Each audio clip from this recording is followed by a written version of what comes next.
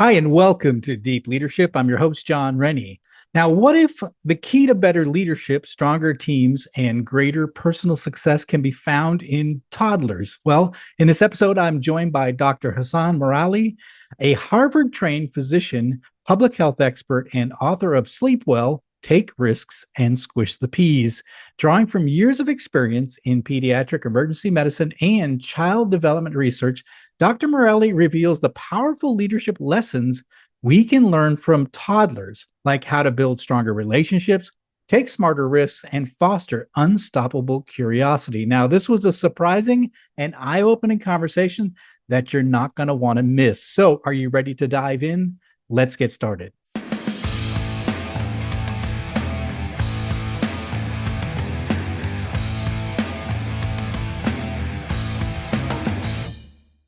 Welcome to the Deep Leadership Podcast. Today I'm joined by Dr. Hasan Merali. Hasan is an associate professor in the Department of Pediatrics at McMaster University and a pediatric emergency medicine physician at McMaster Children's Hospital in Hamilton, Ontario. He received his medical degree from Harvard Medical School and a Master of Public Health degree from Johns Hopkins University. His research focuses on child injury prevention in low and middle income countries. He has published more than 25 peer-reviewed journal articles, and his work has been featured in the New York Times, BBC, CNN, Science, the Boston Globe, NBC, and Popular Science. His latest book is called Sleep Well, Take Risks, Squish the Peas, Secrets from the Science of Toddlers for a Happier, More Successful Way of Life. And I'm excited to have him on the show to learn from his unique research. So, Hasan, welcome to the show. Thank you. It's so nice to be here. It is an honor to meet you, and it's such a unique subject. So as soon as I saw this book, I said, well, I've got to have you on the show. I've got to learn about what you learned from toddlers and how that can apply to us in the workplace, us as leaders, and just in general in our relationships. So first of all, tell us about yourself and the work that you do as a researcher and as a medical doctor. Sure. So I'm an academic physician. I work in the pediatric ER, as you mentioned, at McMaster. So I take care of kids from 0 to 17 with all types of medical issues. And then on the research side, I do a lot of injury prevention work. And what I'm most interested in most recently, and you mentioned that, is my new book, where I talk about all the wonderful lessons we can learn from toddlers, both to improve our personal lives and our professional lives, which is what we're going to talk about today. I absolutely love it. So, the book is called Sleep Well, Take Risks, and Squish the Peas. And I love that. And it just like, as soon as I saw that, I'm like, all right, I got to talk to this guy. Hmm. So what motivated you to write this particular book and why the focus on toddlers? Yeah, I'm very, very fortunate that I get to work with children every day. And I've been in pediatrics now for 15 years. And had all these wonderful experiences in the ER, kind of aha moments of toddlers and preschoolers, just young children in general, doing these amazing, inspiring things. A lot of what I do in the ER is fix fractures and repair pretty bad cuts. And most of them are little kids, and they're just fearless. And I looked at, the data around risk taking and what that means for a business person or a business leader. And a lot of the ways toddlers act with this high level of confidence, high level of risk taking, doing a lot of self-talk, asking questions, laughing a lot, really translates well into both the wellness and the business data on what makes a good boss and a good leader. That's very interesting. Yeah. Daredevil, they're sort of fearless in a way, right? Because is it that they haven't really learned right from wrong yet, or they're still learning their boundaries? Is that why there's this fearless element to toddlers? Yeah, interestingly, so I talk about how they focus on two main things. One is building relationships, and we'll get into that. But the other part of that is learning. Like, there's no one Mm. who can learn faster than a toddler. And for them to be able to learn at that high rate, it requires a huge number of risks that they need to be taking all of the time. And so that really where it comes from. And then the second part, I think, is that their brains are quite different than ours. They don't have a developed prefrontal cortex, and that's what helps us plan our days and plan our weeks ahead of time. But they're not thinking of that. They're just living in the moment like nobody else.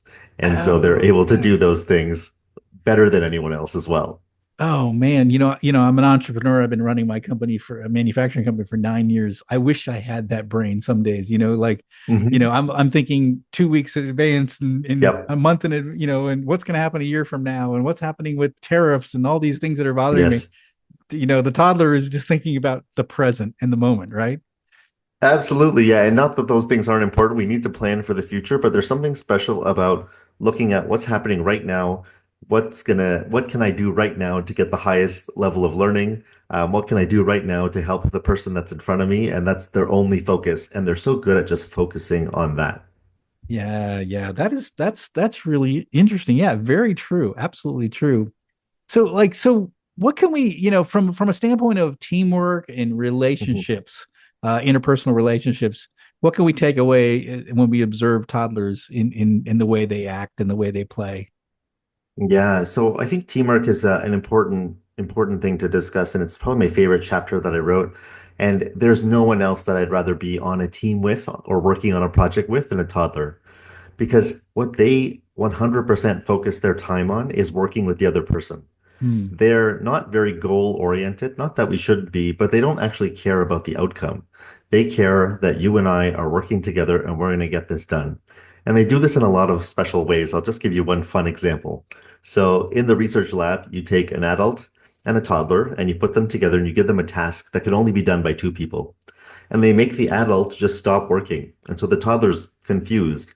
But it's amazing what they do. So first, very direct, clear communication. They address the person in toddler language, man, this needs to be done. They kind of direct them, non-judgmental. They just want to make sure that that person understands. Next, if that doesn't work, they'll walk over to that person and just kind of show them. Maybe they didn't understand what happened. So they're kind of showing them how it worked. And then the other interesting thing that they do is that if the project doesn't work eventually and they get to the end of it and it failed, then they always use the term we. We didn't do it. They don't Hmm. blame another person and they don't, yeah, they just think of the team as a whole. And that's their focus and it's very special. That's very interesting. Is it that, I mean, I think when I've worked with teams and I love it when you have a group of people that have a we attitude and it's always about the Hmm. team and the team's goals and objectives, but it's usually around people that have sort of put their ego like to the side, right? And they're on a mission together with another team. Like I was in the military, I was on submarines, and there was a lot of a we focus in that kind of environment, right? It was all about the mission and then Hmm. maintaining safety for the crew and all that. So we were always in a we mission. So the egos had to be put aside. Is it that the toddler hasn't yet developed like a sense of ego, or is it that they're what they consider is success is more the relationship versus winning or one person winning or losing? How what's the behind that kind of their approach to working together? Yeah, it's interesting that they're developing their ego, and they certainly have a high level of confidence more than anybody else, more than adults even. But they also instill that confidence in other people. Like Hmm. they're actually more confident for other people than those other people's skills would represent. So that's, I think, the biggest thing with them and being able to do that. Yeah. Is it that they just haven't been hit with life hard enough? I mean, I wonder if part of us as adults in our relationship is that we've been hurt before, we've failed Mhm. before, we have had all these experiences that sort of affect how we go into relationships and how we work with others. Is that part of it? We have like these barriers, these shields, or these things in front of us that sort of prevent us from having a relationship like a toddler. Yeah, I think that's certainly part of it. Like as we get older, like you said, we have all these experiences that kind of change how we view the world and enter relationships. And toddlers don't have a lot of that yet. But it's interesting, even if you do things to them that repeatedly, like for example, selfish behavior. My favorite example is having two levers, and there's one lever, if you pull that, you get a sticker. And pulling lever two, you and your partner gets a sticker. And stickers, for any of you who have been around toddlers, are very high value items. Yes. And so they have the adult pull lever one over and over again. They take all of the stickers from themselves. And then they let the toddler decide what they want to do. And more often than not, they'll pull lever two. Hmm. So a lot of it is innate and a lot of it is they don't care about those things also. They're still able to maintain their kindness and focus on teamwork. This is very interesting. Yeah. Yeah. And again, I wish we could keep that. I think that we can learn. It sounds like we can really learn from toddlers and their approach, because we tend to take care of number one, right? Instead of, the we win, it's the I win, Yeah. Yeah, no, you're right. And it happens over time. Evolutionarily, we've evolved to work with other people because that has benefited us. And so just toddlers are able to hang on to that for longer than we are as adults. Yeah, yeah. So you say that that daycare and preschool in some ways is analogous to an ideal workplace. So what in the ways that you've observed sort of is sort of demonstrates kind of the workplace we'd like to have in our companies. Yeah, so John, I know you care a lot about good bosses. So picture this. You have a workplace. It's open 6 a.m. to 6 p.m. only. Workers can come, they put in their X number of hours, whether that's 7.5 or 8. During that time, it's flexible. But no one can work before 6 a.m. and no one can work after 6 p.m. In fact, if you stay later than 6 p.m., you get charged per minute for staying over. Nobody gets to take any work home. Then there's an on-site chef. They're preparing delicious meals. You have snack times at set times. Everybody gets outdoor time in the morning and in the afternoon. And then everyone gets some downtime in the early afternoon. For them, it's a nap, can be any type of downtime. But providing that structure in daycare, preschool for young children makes them the most efficient learners that we have of any age group. And so I really admire that structure that daycare and preschool has put into place for little kids because it really maximizes their learning. And I think we can do some of that for adults as well. Yeah, yeah, I like that. I mean, as an entrepreneur, so I've had my own company for 9 years, and one of the things I like about it is I can treat the people like I want to treat the people. And so one of the things I do is like we always have drinks and snacks in the break room. I just always keep it Nice. stocked up with different things. And I figure if someone's hungry, they go grab a snack and then they can. And the other thing I said too to my employees is like, if you're tired in the afternoon, take a nap. I don't care. It's okay. Good. Yeah, I mean, we've got a lot of work to do, or we're building a company, and I think that's kind of funny, and they were surprised that I said that. So because I think sometimes, at least for me, after lunch, I'm a little, I'm not running at full speed, and I wish I worked at a place where I could just take a nap in the afternoon. I'd be much more efficient than after that nap. So it's kind of funny Yeah. that the toddlers get the nap, they get the snacks, they get playtime outdoors, and I think Yeah. there's and when I built my factory, we put windows in. So we renovated the building and I put windows in because it's a factory, and I want people to see the outside. I don't want it to be locked in, like, maybe it's my coming off my life as a submariner. I want windows. I don't want to be in a closed. I was in a confined place for a lot of my life. So, so I think that I think it's about treating people as humans, and giving them, and not treating them like a number, or not treating them like an expense, but treating them like people, and I think you see that. And like you said, they're fast learners. You put them in a perfect environment to learn at a very high rate. Yeah. That's Yeah, really definitely. And I'm so glad you mentioned sleep. You're the first person I've talked to that said that to their employees. It's incredible. I mean, we don't need to take 2 hour naps like toddlers do, but just that 20 minute, 20 to Yeah. 30 minute power nap is incredibly beneficial for adults and it really resets everything and we're more productive afterwards. So yeah, highly recommended if you have a great boss like yourself to do that. Yeah, yeah. Well, I've done it, in 9 years, I've probably done it two or three times, right? Like I just need a little 45 minute, just, and then you're Hmm. back on your feet and you're good to go. Hmm. But yeah, it's a little unusual. You don't hear about that sleeping at work kind of thing, especially in a corporate environment. You don't ever see that. So yeah. Yeah. So what about the idea of mentorship? And so and you've observed like toddlers, teachers, and parents kind of interacting together. Is there some things that we can observe that we can apply in our, like I do a lot of mentoring with I have a lot of young employees. I'm in my 50s. I have a lot of employees in my 20s, in their 20s. Uh, what kind of things can we learn from mentorship as we watch toddlers and their relationships?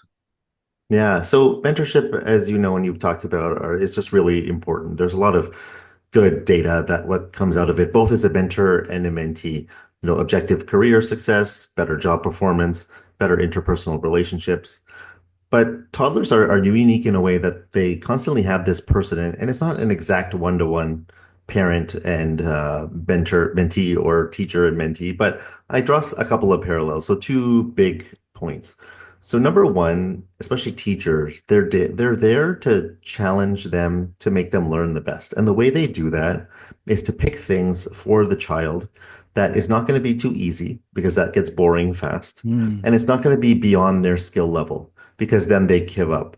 What they want is something just above what they have already accomplished, and so that they're going to be persistent and they're going to learn. And I relate that to having a mentor. Like I have several mentors, and they're able to, when I present them with the things I want to work on next, they're able to help me and knowing what I've accomplished, work on something that I can persist with, that I'm not going to give up on, and that it won't be too easy. And so there's that kind of sweet spot. And I think that's point number one with mentors. Point number two is encouragement. If you've ever walked down the halls of a daycare or preschool, maybe you did when you picked up your boys. I mean, Mhm. all you hear is cheering, like hooray for everything. And they're clapping for each other and they're cheering for each other.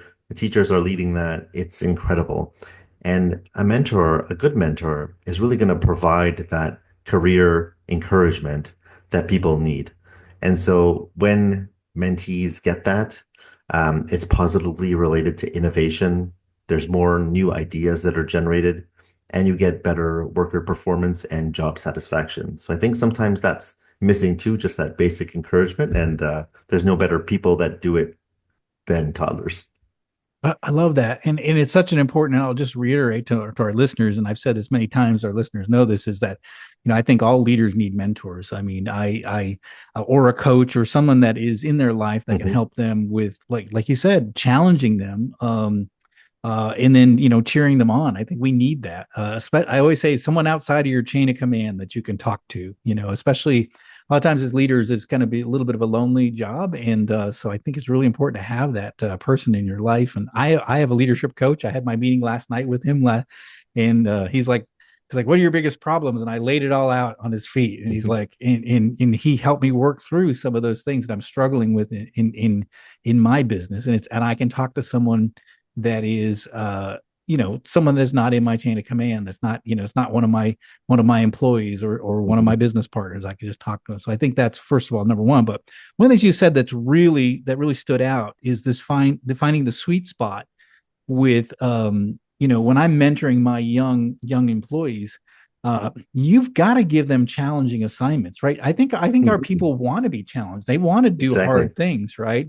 And so, I think if one of the things I saw a lot of times in my corporate career was that we hired talented young people graduated from the top universities, and we made them just do grunt work for Yeah. like years because you did got to Yeah. earn your dues. And it's like, and they get frustrated, and they just tune out or they leave their company, and they could, because they never get challenged. So I think the idea of finding opportunities for your young people to challenge them, but again, Mhm. finding, like you said, that sweet spot where it's not to where they're overwhelmed and they get frustrated and what have you. So I really do like that idea.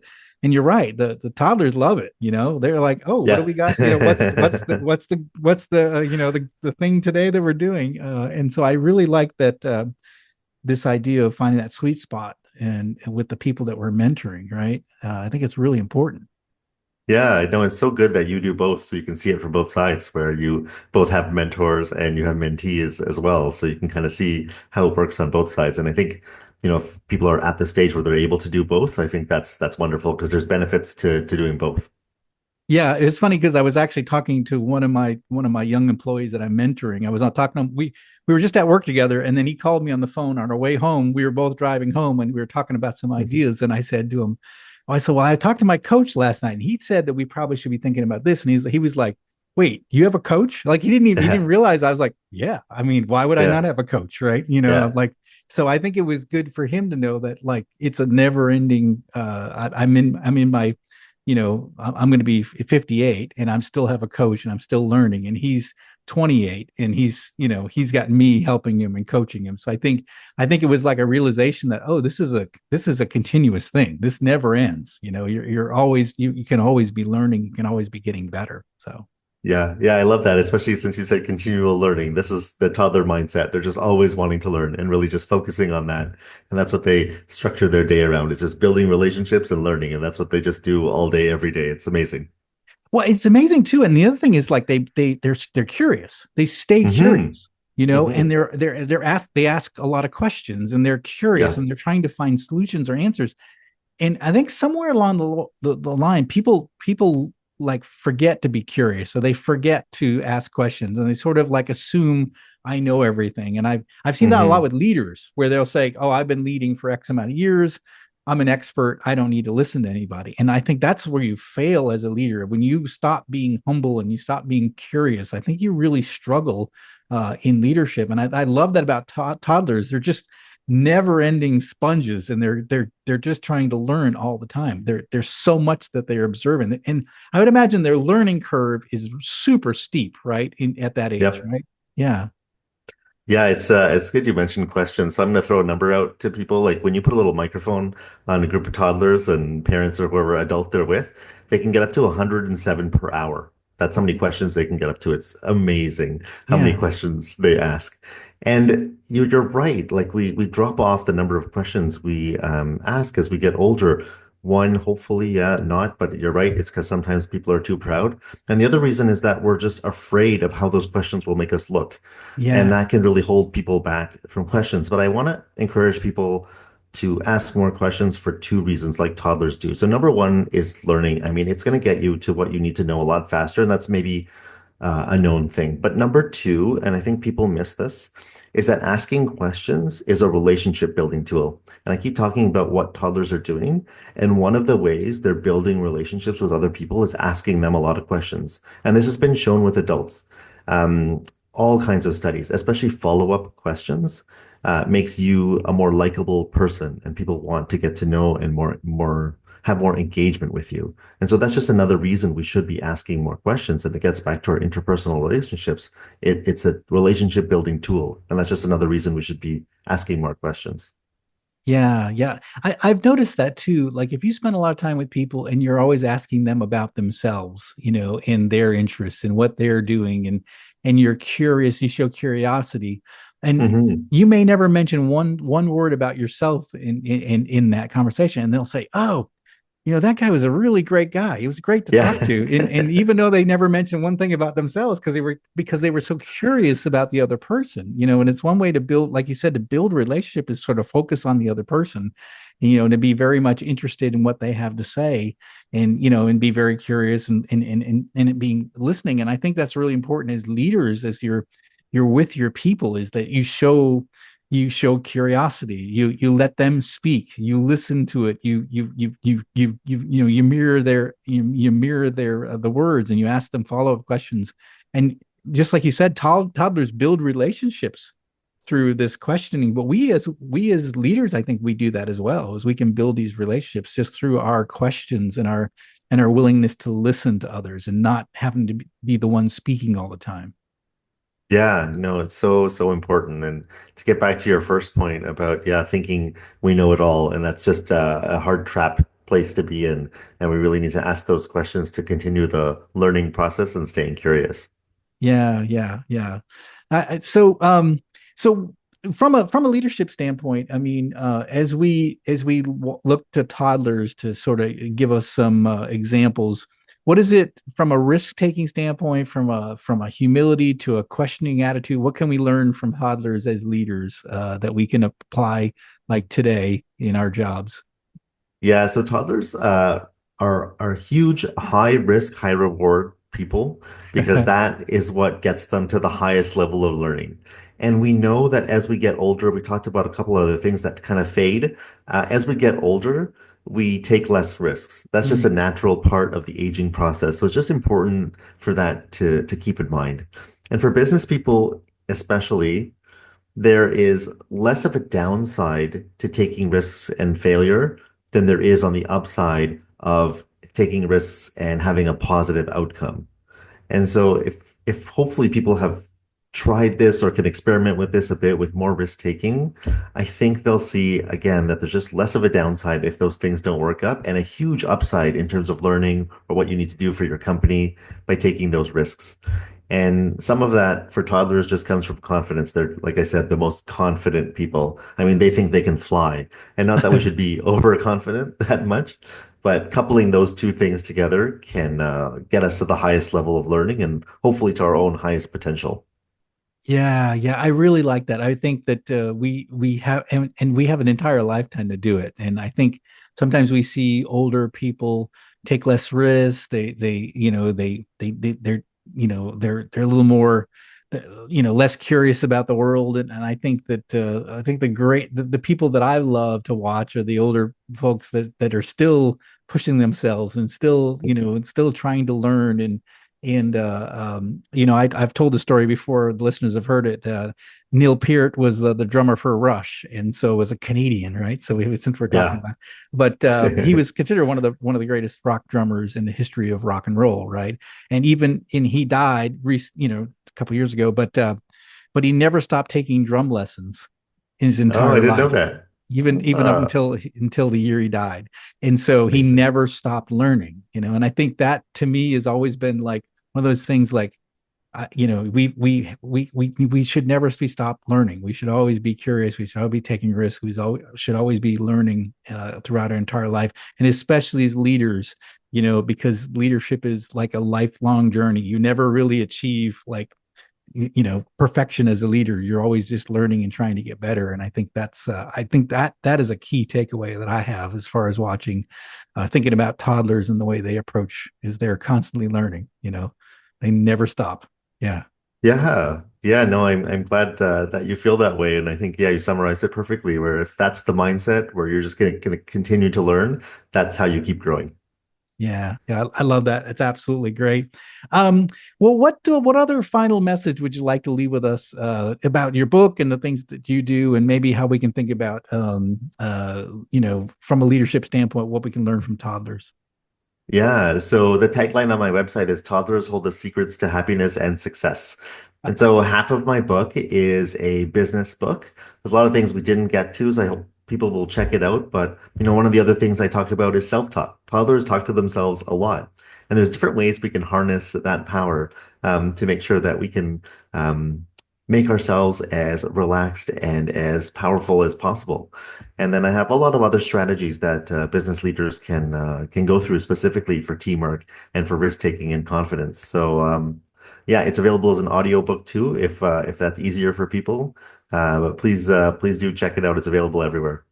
Okay, that's fantastic. Well, the book is Sleep Well, Take Risks, and Squish the Peas. And I absolutely love it. I love the idea of learning from toddlers and how we can be better leaders. We can be better, have better relationships at work by watching and thinking about the way toddlers operate. And so, what a fun book to read. What a fun book to listen to on Audible. And it'll give you a different perspective on leadership, something completely unique that we haven't really discussed on the show. We haven't talked about toddlers yet, and but there's so much we can learn from them. This has been fantastic. How can our listeners find out more about you and this unique book? Everything is on my website, hasanmerali.com. So HASANMERALI.com. And you'll find links to my book, my TEDx talk, and a bunch of other articles I've written, including two business articles. Well, fantastic. We're going to put links in the show notes for all of Hasan's research and all of his articles and his books and everything that we talked about here on the show.